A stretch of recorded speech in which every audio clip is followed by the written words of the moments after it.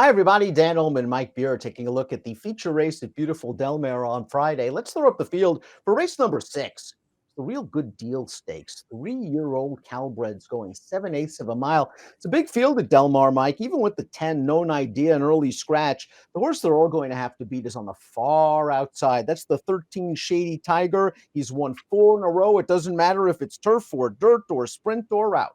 Yeah, he's got a lot going for him in this race. I think drawing outside could be a pretty big advantage too. Dan, even though it's a big field, he's going to be a little wide. There's a lot of pace in this race, and he's going to be able to break out of there and maybe just take up a spot to see what happens in front of him.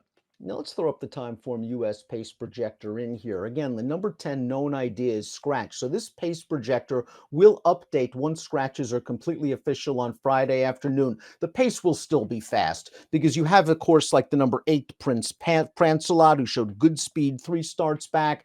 Even the number 7 Mike Donnie, the Chiro. This horse is competing in mixed breed races against quarter horses and showing big speed. He's going to go to the front. Whether he lasts 7 is a big question. Yeah, exactly. It's hard to, sort of make him a serious contender in here without just sort of guessing at it, Dan. But you do expect him to show speed in this race. I do think this pace will be fast. I do agree with the Timeform US pace projector that the 6 Curlin's Chaos is the best closer, as the fastest Timeform US late pace rating, cutting back to 7 and dropping in class after running in the Los Alamitos Derby. Let's start things off with the number 1 Pure Madness, a debut winner on turf at Santa Anita, and was able to succeed at a demanding distance for a first-time starter, going 6.5 furlongs. This one's got some dirt pedigree. Half to a multiple stakes winning dirt sprinter named Tom's Regret. The Dam one on the dirt. Gonna have to overcome the inside post, but might get a setup. Yeah, I agree. I thought there was enough pedigree with this horse there, and I really liked his debut. He had to do a little bit of chasing in that race from the outside, but he really kicked in at the end of that race, and I thought won very easily. I thought he was interested in here. I don't know if I would take the 7-2 morning line price on him, however.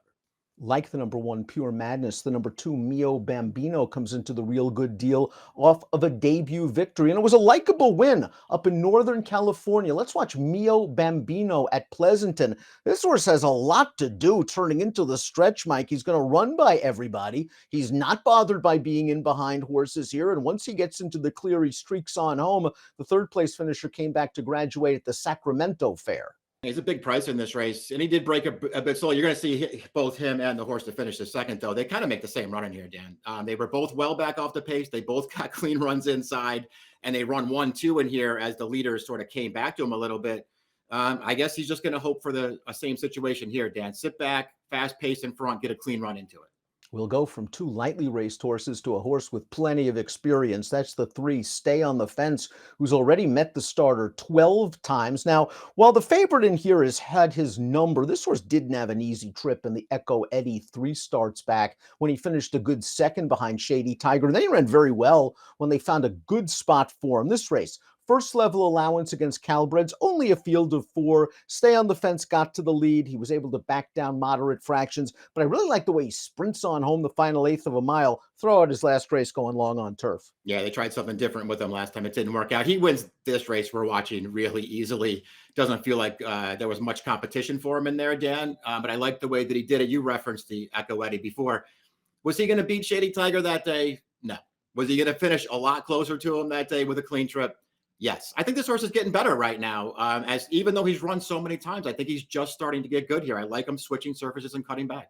That race was close to the pace at Santa Anita. He's done well at Del Mar. He's won from off the pace at Del Mar. I'm expecting they revert to those tactics on Friday. The for his final storm, this horse was the beaten favorite last time out in a first level allowance. He was also the only 3-year-old against older horses, and he couldn't get good early position. He just was a sluggish out of the gate, passed a few tired horses in the stretch, Mike. The prior race, again, going long on the turf, maybe not his game. Before that, he was doing okay against weaker competition. Yeah, he really was. I think this is maybe a tough spot for him. I kind of just wanted to give him the benefit of the doubt for that last one, though, Dan. He lost at a short price. I don't know what happened early in that race. He didn't get out of the gate well. He didn't look comfortable at all early. He was way too far back, but he ran at the end of that race.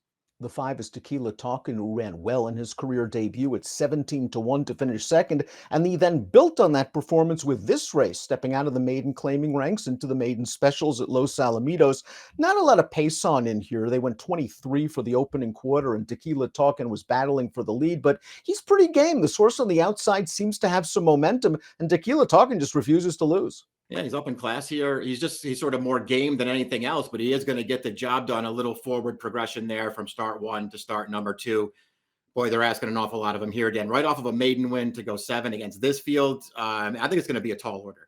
While Curlin's Chaos, the number 6, both of his lifetime wins have come on turf. They missed a lot of him in his dirt tries. A couple of graded stakes efforts. They ran him in the Santa Anita Derby where he finished 4th. The Los Alamitos Derby last time out was this race, going a mile and an eighth. It was a very fast-paced race. Curlin's Chaos is just not as good as horses like Winstock, who was able to win this one. Now he's turning all the way back, and we generally like horses cutting back to 7, especially in races that should feature a fast pace. Is this distance a little too sharp for Curlin's Chaos? I guess that's the question.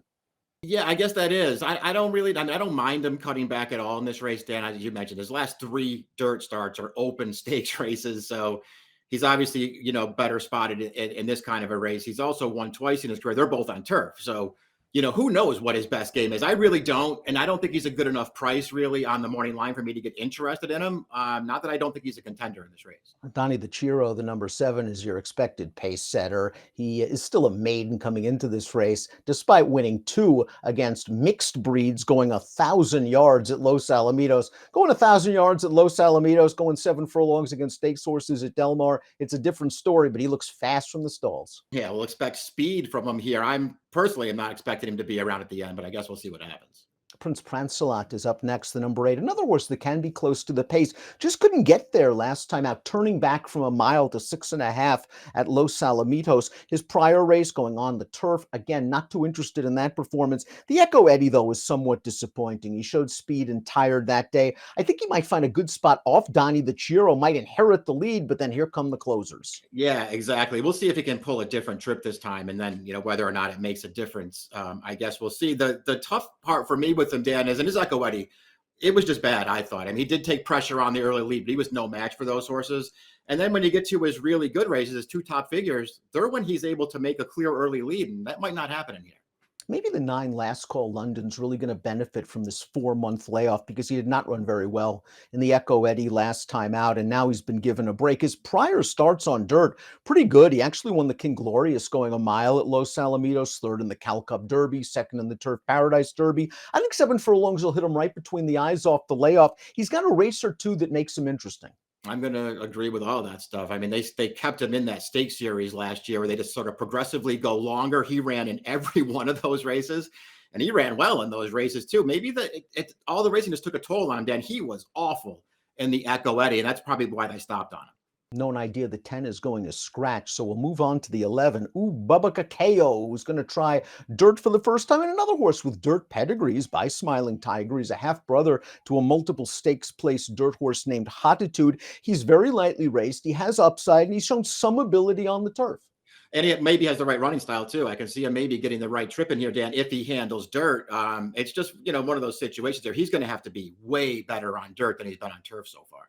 Capo Luigi, the number 12, was dismissed at a big price in the race we're going to show you right now. First level allowance off about a 6-month layoff. He's 20-1 in a 5-horse field. He was able to park himself off of very moderate fractions, 23 and 46. He keeps on going, and I guess this race was validated when the 3rd place horse came back to win a first level allowance for Calbreds at Los Al with a 76 buyer. Yeah, it does seem like that 3rd place finish this race is actually pretty good. And he was actually up with the pace for most of the race too. So I don't know what to do, Dan. I mean, he had such an easy trip in there when he got the job done. It made me not want him back in this race. But he did certainly take a step forward in there.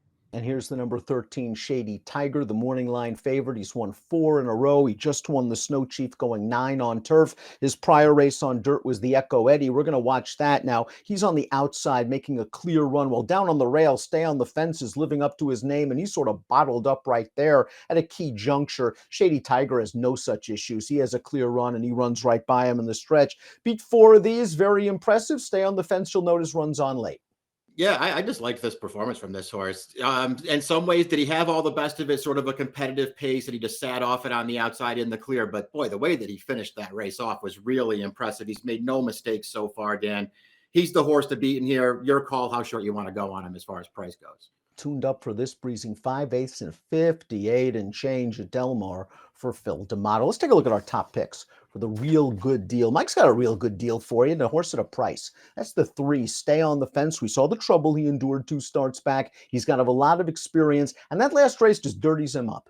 Yeah, and I think he's got the right running style for Right. this race too, Dan. He could really fall into the right kind of trip here if he works a clean run. 13's the horse to beat. I'm definitely using him. I'm going to take a small shot against him with the 3. I think Shady Tiger's just the horse to beat in here. Curlin's Chaos is very interesting to me, especially if this pace is electric, because he does have a late kick and he just seems very well suited to these Calbred competition and these Calbred stakes races. I'm expecting a kick, maybe 7's too short for him. 3-13-1-4 for Mike, 13-6-4-12 for me. It's the real good deal at Del Mar on Friday. Good luck.